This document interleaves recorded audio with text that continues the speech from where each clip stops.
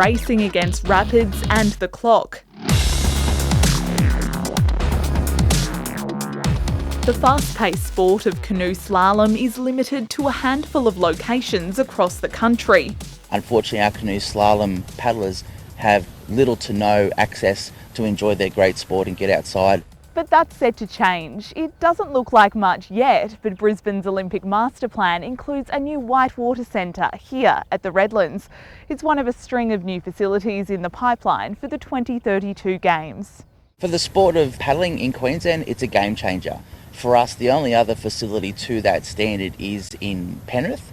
The South East Queensland Olympics will see 28 sports split across 3 main hubs. There'll be 21 venues in Brisbane, 7 on the Gold Coast and 4 on the Sunshine Coast.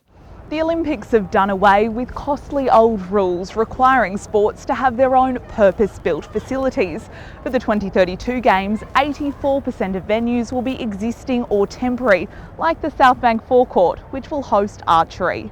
It's about trying to use what we've got or upgrade what we've got, which is about maximising the value for money.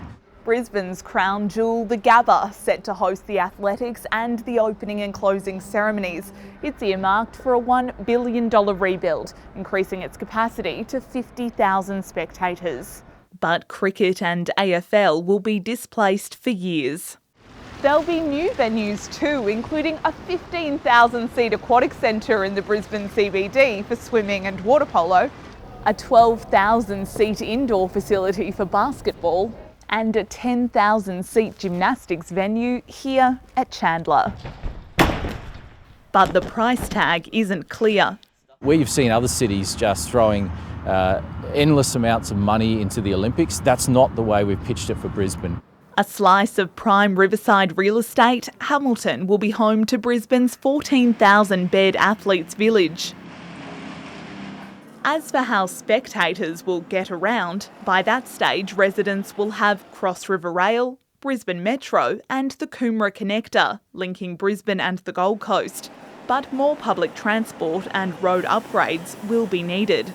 Infrastructure improvements, road transport improvements, public transport improvements that might have been in the 30-year plan for the city can be brought forward so that they're ready in time for the Olympics.